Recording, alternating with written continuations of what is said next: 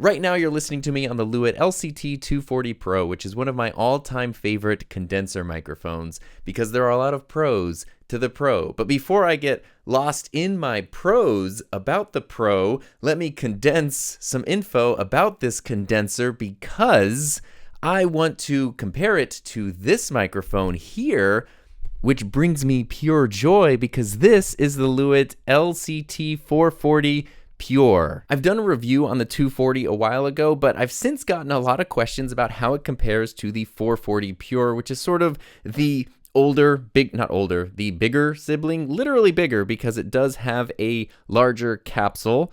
So let's encapsulate what that means.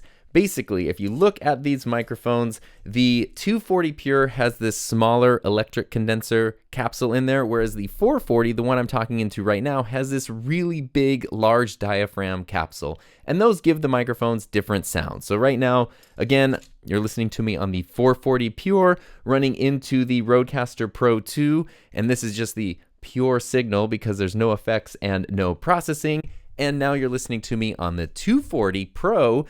Same thing, no effects, no processing, just the generic condenser setting in the Rodecaster Pro 2. So I think that both of these microphones sound phenomenal, but they sound different. You know, this is the 240, and then over here, this is the 440. I feel like you can really hear the difference. If you've ever wondered what the difference is between a smaller capsule and a larger capsule, I do feel that this encapsulates that difference pretty well. Oh, and before we jump too far, let me just clarify a few things. First is that I always get asked what these desk stands are. They are, this one is a Samson MD5. It's relatively affordable. And then I have this little Shure extension tube on here to make the stand this tall.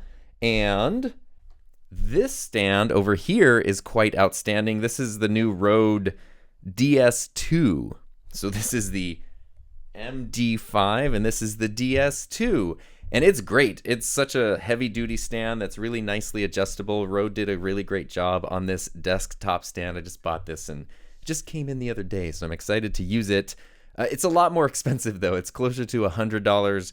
These are usually like $20. So it's a bit different in price, but this is really heavy duty, and as you can see, like, it's not going to tip over even though it looks kind of like it has this crazy center of gravity. So that's super fun. Another question I get a lot is about these ear pads here. A while ago, Rode sent over these blue ones, which can just snap into your NTH 100s.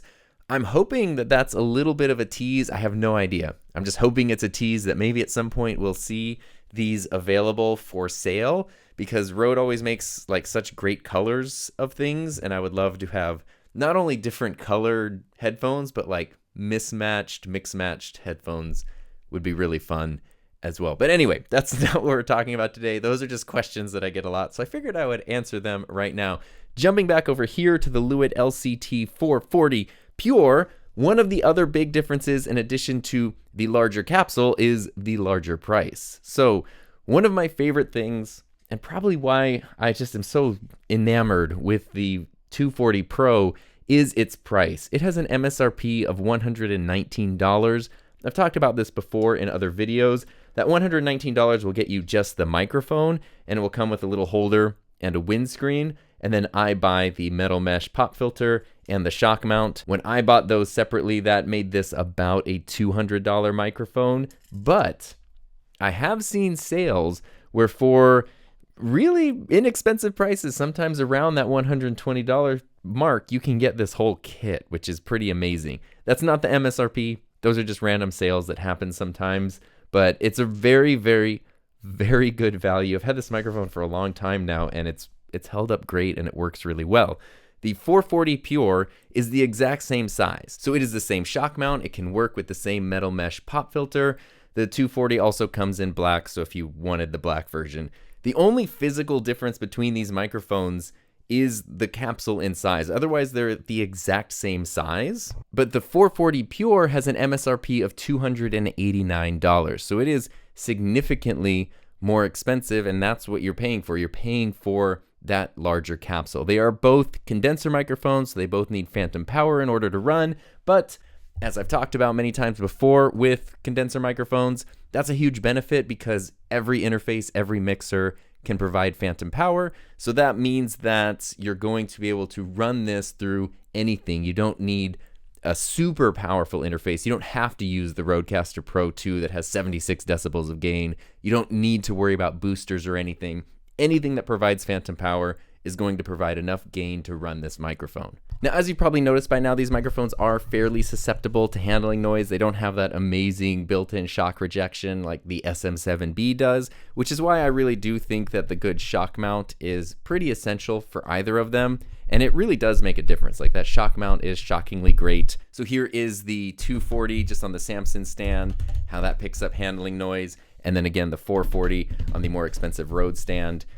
Regardless of the price difference between these stands, the microphones perform pretty much the same between them. They are very prone to plosives. So whether you're using the metal mesh windscreen, the magnetic one, which is really fun, and then Peter Piper pitched a podcast that helps with the plosives, or you're using the foam windscreen that comes with the microphone, you definitely need some sort of plosive protection, because otherwise you will have plenty of plosive problems. I can't think of another P word. Now, a big question people have, or a big concern people have when it comes to condenser microphones, is the type of environment in which you can use them. There's sort of a general bit of knowledge, which has a lot of truth behind it, that condenser microphones will pick up more environmental sound, whereas a dynamic microphone like an SM7B or something is going to do a much better job at just focusing on the sound that's really close to the microphone and kind of rejecting everything else. And this is true to an extent, but unless you're recording in like a really extreme environment, like you're outdoors near a waterfall, or you're in a big warehouse environment, or like at a Disneyland or something trying to record, if you're in any kind of relatively semi-treated home studio, or even especially a professional studio space, then it really doesn't make that much of a difference. And to be honest with you, as I'm switching between these so you can hear the difference between them, I would recommend just going with the microphone that you like the sound of the most. Don't get too hung up on, oh, it's a condenser, oh, it's a dynamic, but I'm in this kind of environment. That's ultimately, it's going to be like, I don't know, when I started learning to cycle and ride my bike and people were like, oh, you got to shave your legs to cut down on wind resistance. It's like, dude, my leg hair is not the thing that is slowing me down right now. For the case for most of us in our environments, it's not the condenser mic that's going to make things sound bad. It's usually our overall sound treatment, or our mic positioning, or our EQ, or, all the other little things that we have to learn as we learn to get better at recording and producing audio. So all that to say, I think the best thing you can do is go with the microphone that you like the sound of, not just on my voice in my environment, but on your voice in your specific environment. However, that's not to say that there is no truth to the thing about condenser microphones picking up more sound. It is true. And this, with a larger capsule, because it has a larger capsule, does pick up a little more environmental sound than this microphone over here with the smaller capsule. The smaller capsule does help to reject unwanted noise a little bit. Alrighty, this might be a bit of an extreme example, but I just put a white noise machine back here. So now we've got a lot of white noise in the background of my space here, my space. And this is me on the 240. This is how it's picking up that environmental sound. And this is me on the 440. I'll switch between them and you can see if you can hear more or less of the white noise machine. So this is the 440.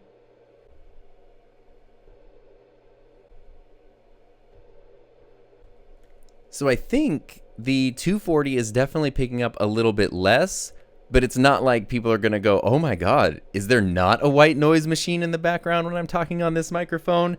I would still lean towards whichever sounds best. Now, this is the SM7B, a dynamic microphone that's pretty famous for being able to reject background noise. So let's hear how a dynamic microphone with the white noise machine compares to condenser microphones, a small diaphragm and a large diaphragm condenser when it comes to rejecting background noise. So this is the SM7B, this is the Lewitt 240, and this is the Lewitt 440. They're now, just so you can hear the difference, I will cycle between the 440, 240, and SM7B with the white noise machine just to hear the difference in how they pick up that sound. So here's the 440.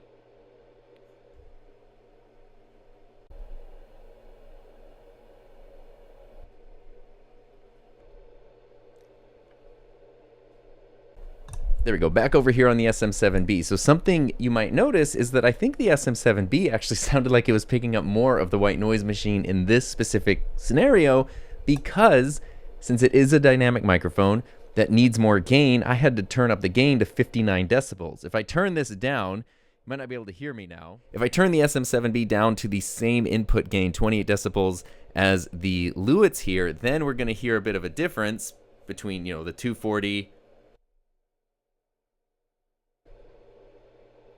But you also, if I go over to the SM7B, at that level, you can't even hear me. What am I saying right now? Yeah, it's not picking up any background noise, but it's also not picking up the noise that we want it to pick up. So ultimately, this is my very unscientific way of just showing that, yes, while condenser microphones do sometimes pick up more background noise and more environmental noise than dynamic microphones do, I feel that the overall sound and tone of the microphone should be the bigger guide in your purchasing decision rather than just the type of microphone that it is. And now I've turned off the white noise machine, so my voice is the only white noise that you've got. Hopefully you're not totally asleep right now.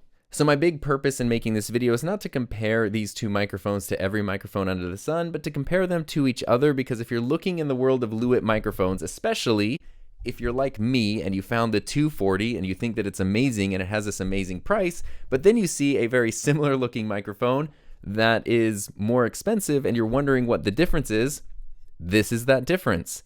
I do think personally that the 440 sounds better than the 240, but that value proposition of the 240, the fact that this is way less than half the price of the 440, it doesn't sound half as bad. It sounds excellent. And again, this is without any EQ or processing. This is just the default sound of these microphones right out of the box. In a world where they were both the exact same price, or someone just held both of them out to you and said, which one do you want?